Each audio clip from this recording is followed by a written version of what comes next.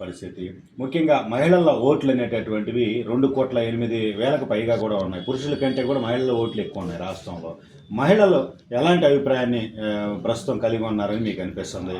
ప్రస్తుతం చంద్రబాబుకు సంబంధించి, జగన్కు సంబంధించి, ఇద్దరికి సంబంధించి పాలిటిక్స్ జరుగుతున్నటువంటి పరిస్థితుల్లో. ముందు నుంచి కూడా మహిళల్ని మహారాణులుగా చేసిన ఘనత స్వర్గీయ నందమూరి తారక రామారావు గారిదేనండి. ముందు నుంచి చట్టసభల్లో 33% రిజర్వేషన్ కల్పించిన ఘనతగా అయిందే.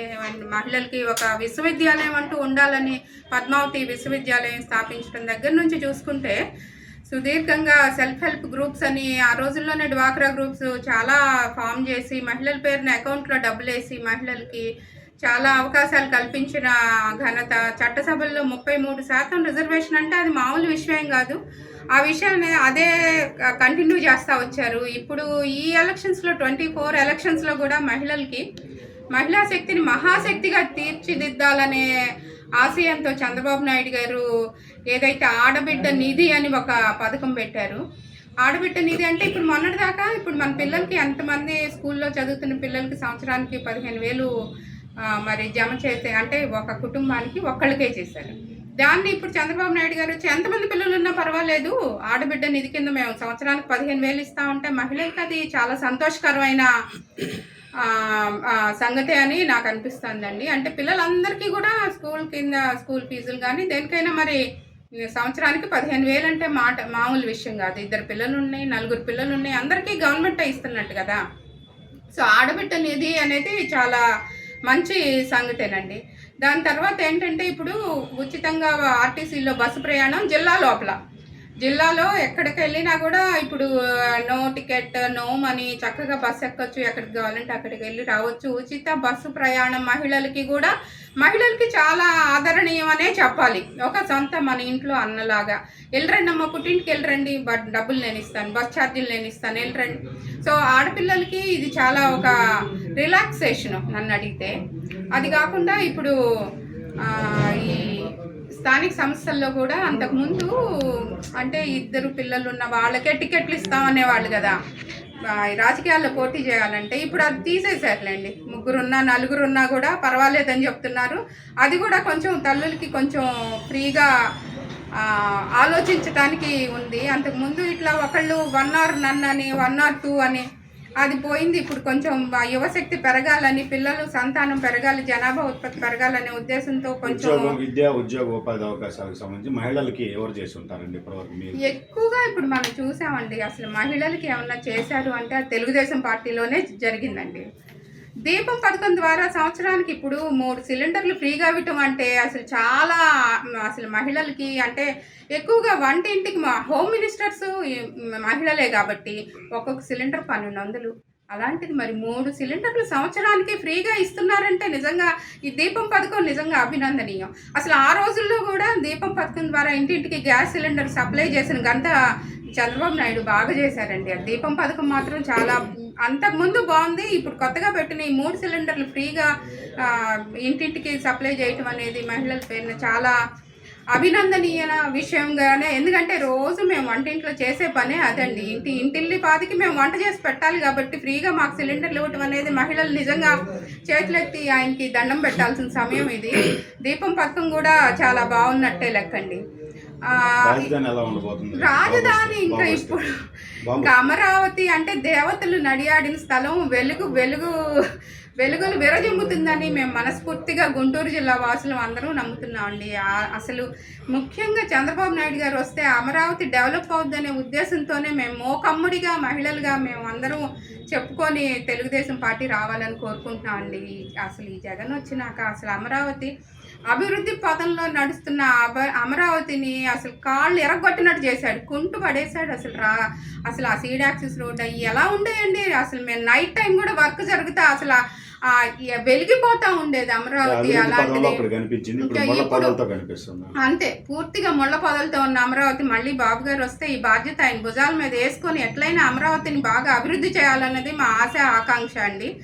ఇప్పుడు ఐటీ పరంగా మహిళలకు ఎలాంటి అవకాశాలు ఇచ్చారు? అసలు 30 ఇంజనీరింగ్ కాలేజీలు ఉండేవి ఫస్ట్ లో చంద్రబాబు నాయుడు గారు రాకముందు. దాన్ని 300 కాలేజీలకి చేసి అసలు పిల్లలందరూ ఏ కిళ్ళి కొట్టోడు రిక్షా దొక్కునే వాళ్ళు పిల్లలతో సహా ఇంజనీరింగ్ చదివి సాఫ్ట్వేర్ ఉద్యోగాలు చేసి అందరూ బాగున్నారంటే, అసలు ఇప్పుడు ఉద్యోగస్తులు యువత అందరూ బాగున్నారంటే అది చంద్రబాబు నాయుడు గారి పుణ్యమేనండి. సాఫ్ట్వేర్ని అంత డెవలప్ చేసి కంప్యూటర్లో అన్నం పెట్టయ్యా అన్నారు ఆ రోజుల్లో. నిజంగానే ఇప్పుడు వాళ్ళే అన్నం పెడుతున్నారు.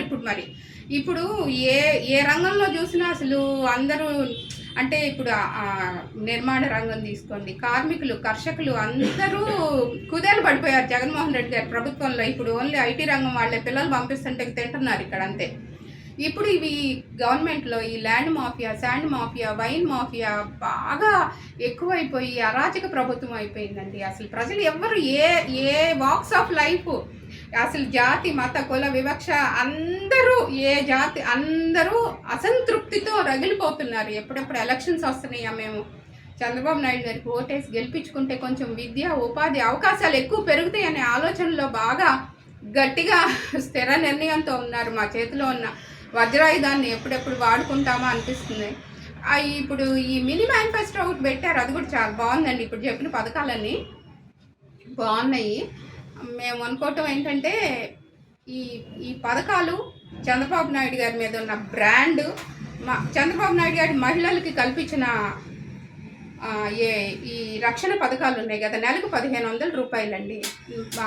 ప్రతి మహిళలకి 18 సంవత్సరాల నుంచి 55 సంవత్సరాలు ఉన్న మహిళలందరి పేరున మరి మహిళా శక్తిని మహాశక్తిగా చేయటం కోసం ఈ మహిళా శక్తి పథకం ఏదైతే పెట్టారో అంటే సంవత్సరానికి నెలకు 1500 రూపాయలండి. అసలు ఇది జస్ట్ పాకెట్ మనీ. ఒక బ్రదరు వాళ్ళ సిస్టర్కి ఇచ్చినట్టే, మన చంద్రన్న వాళ్ళ అక్క చెల్లెళ్ళకి ఇచ్చినట్టే. ఈ పథకం కూడా చాలా బాగుందండి, మహాశక్తి పథకం చాలా బాగుంది. ఈ పథకాలన్నీ, ఈ మినీ మేనిఫెస్టోలో ఉన్న పథకాలన్నీ చంద్రబాబు నాయుడు గారిని ఖచ్చితంగా గెలుపు వైపు అడుగులు వేపిస్తున్నారని మేము గట్టిగా నమ్ముతున్నాం. ఓకే మేడం, గతంలో మంగళగిరిని సాఫ్ట్వేర్ హబ్గా చేయడానికి కొన్ని కంపెనీలు చంద్రబాబు తీసుకురావడం జరిగింది. ఇప్పుడు వాళ్ళందరూ వెనక్కి వెళ్ళిపోయారు. ఆ బిల్డింగ్స్ అన్నీ కూడా ఖాళీగా, అదే రామకృష్ణ మ్యూజియం అవన్నీ. ఇప్పుడు ఏంటంటే ఇప్పుడు చంద్రబాబు నాయుడు గారు ఎలక్షన్స్లో గెలిచిన మరుక్షణం అందరూ మళ్ళీ వచ్చి వలస పక్షులాగా మళ్ళీ అన్ని కంపెనీలు ఎవరైతే అడుగు వెనక్కేసారు సగం ఇన్వెస్ట్ చేసి వెళ్ళారండి. సో వాళ్ళ అవసరం ఇప్పుడు ఇది చంద్రబాబు నాయుడు గారి విజయం, మొత్తం ఆంధ్రప్రదేశ్ విజయం. ఇప్పుడు ప్రజలందరూ ఆకాంక్షిస్తున్న విజయం ఇది. ఎంతమంది పెట్టుబడిదారులండి, ఎన్ని వేల కోట్లు పెట్టుబడి సగంలో కుంటుబడి వెనక్కి వెళ్ళిన వాళ్ళందరూ ఇప్పుడు వాళ్ళు ఆశగా ఎదురు చూస్తున్నారు ఎప్పుడెప్పుడు చంద్రబాబు నాయుడు వస్తారు, మళ్ళీ మేము అందరం వచ్చి ముందుకొచ్చి ఈ పథకాలన్నీ మళ్ళీ మేము స్టార్ట్ చేయాలి, ఈ ప్రాజెక్టులన్నీ కంప్లీట్ చేసుకుంటేనే కదా వాళ్ళకైనా కూడా. సో ఇప్పుడు ఎట్లాగైతే ఎస్ఆర్ఎం పెట్టారో, ఎట్లాగైతే విట్టు పెట్టారో, ఎలాగైతే మరి అమృత పెట్టారో, అలాగే ఇంకా చాలా చాలా కంపెనీలు అవన్నీ వచ్చి ఇప్పుడు యువతకి ముందు ఉపాధి కల్పించాలండి. యువతకి ఇప్పుడు నిరుద్యోగ వృత్తి మర్చిపోయి, అది కూడా నిరుద్యోగ వృత్తి, అది చాలా నెలకు 3000 అంటే మాటలేం కాదండి. ముస్తఫా వాళ్ళ కూతురికి వైసీపీ సీట్ ఇచ్చారు, మాదే ఈ వైసీపీ విజయం గుంటూరు తూర్పు నియోజకవర్గం అంటున్నారు. మీ స్పందన ఏంటి? కరెక్టే సార్, ముస్తఫా కూతురికి ఓటు ఇచ్చారు అని అంటే, సీట్ ఇచ్చారు అని అంటే ముస్తఫా కూతురు, ముస్తఫా ఒక నకిలీ. ఎవరు? అసలు నేను జగన్మోహన్ రెడ్డే ఒక చీటర్కి చీటరు ముస్తఫా ఫ్యామిలీ మొత్తం గంజాయి, పాన్బరాకు, గుట్కాలు, కబ్జా భూములు, ఒక్కపోటు భూములు, రజకుల చాకల చెరువు అన్ని కబ్జాలు చేయడానికి చాకల చెరువు మీద నుంచి ఈ 4 సంవత్సరాలలో ముస్తఫాకి 1 కోటి రూపాయలు ముట్టినాయి. మళ్ళీ ఇప్పుడు కూతురు వచ్చినాక కూతురికి 50 లక్షలు నెల పోతా ఇన్ని తీసుకుంటా ఉన్నారు. ఇప్పుడు ఏమో సీటు రాకముందే ఏమో సెటిల్మెంట్లు పెట్టేసి దందాలు చేస్తుంది. సీట్ వస్తే ఇంకేం చేసిద్దో కానీ ఏది ఏమైనా కానీ మా టీడీపీకే జయం వస్తుంది. వీళ్ళంతా ఊరిక రోడ్లంతా ఫ్లెక్సీలు పెట్టుకొని డకాడీగా మేము గెలుస్తాం ఏ లెక్కను గెలుస్తారు? తూర్పు నియోజకవర్గం ఆయన ఏం బాగు చేశాడు? ఆయన జోబులో ఏమైనా తీసి బాగు చేశాడు? ఆ జోబులో తీసి పెట్టమని అడగట్లేదండి. ఆయనకు వచ్చే ఫండ్ తీసి రోడ్లు వేపిటూ, కాలువలు బాగు చేపిటూ, అక్కడ ఉన్న రోడ్లన్నీ కాలువలు అవన్నీ మురుగుడు వస్తున్న దోమలు కొన్ని ఏరియాలో అయితే ఎంత రోతగా ఉందంటే ఇలాంటి వాళ్ళకి వేస్తే మళ్ళీ అసలుకి ఇంకా ఎందుకులేండి. జగన్మోహన్ రెడ్డి తాడు తమ్మె లేకుండా చేశాడు. ఇంకా ఆయనకు మించిన శిష్యుడు ఈ ముస్తఫా గారు, ముస్తఫాకు మించిన నూరి ఫాతిమా. అందరేనండి. అదే ఇంపాసిబుల్ అండి. గుంటూరు తూర్పు నియోజకవర్గంలో వాళ్ళకి గెలవడం అనేది ఈసారి చాలా అది ఇంపాసిబుల్ మా సీట్ ఇది మేము గెలిచి తీరుతాం అంటున్నారు అనుకుంటారండి. జగన్మోహన్ రెడ్డి అన్నట్లా మేము గెలుస్తాము, మేము అవి ఇచ్చాము అని 175కి 175 సీట్లు ఈసారి గెలుస్తామని. అట్లానే ఇది కుక్కని తీసుకెళ్లి సింహాసనం పెడితే సింహాసనం అంతా చండాలంగా చేసినట్టుగా ఈ జగన్మోహన్ రెడ్డి ఎలా అయితే చేశాడో ఈయన 2 సార్లు ఎమ్మెల్యే అయ్యి తూర్పు నియోజకవర్గం ఏం డెవలప్ చేశాడు. ఆఖరికి మా చెరువు మీద ఉన్న దాని మీద కూడా మొన్న ఒక 4గురిని పెట్టుకొని ఆమెకు అనుకూలమైన వాళ్ళని పెట్టుకొని ఆమె నేను సెటిల్ చేశానంటుంది. ఏదన్నా రజకుల చెరువు మీద ముస్లింస్ యాదవులు పెత్తనాలు చేస్తారండి. ఒక్కడు సాకలోడు అనేవాడు అక్కడ ఉన్నాడా? ఆయన నెల వాళ్ళకి నెల ఖజానాలో పోయినట్టు పోతున్నాయి. కానీ మా చెరువు ఏమన్నా చేసిందా? 1983లో ఎన్టీ రామారావు గారు మా చెరువు ఇచ్చారు పిడుగురాల వెంకటేశ్వరరావు గారికి. బతకమని మా రజకులు బతకమని సగమేమో రోడ్లకు పోయినాయి, సగమేమో ఆడవులకు పోయినాయి. ఉన్నదాన్ని 9 ఎకరాల 40 సెంట్లు 30 సెంట్లు దానికి ఈ వైసీపీ వచ్చినాక యాదవులు, ముస్లింస్, ఈ ముస్తఫా కూతురు పెత్తనాలు. అంటే ఈ ముస్లింస్ వాళ్ళ దాంట్లోకి వెళ్ళి మేము రజకులు వెళ్తే ఏం ఊరుకుంటారా వాళ్ళు? మా దాని మీదకి రావడానికి ఇంకేం హరకత్ ఉందని. ఎమ్మెల్యే అవుతే అవ్వచ్చు. ఎమ్మెల్యే పరిధి అది రజకులకు సంబంధించినట్టుగా ఇవ్వాలి.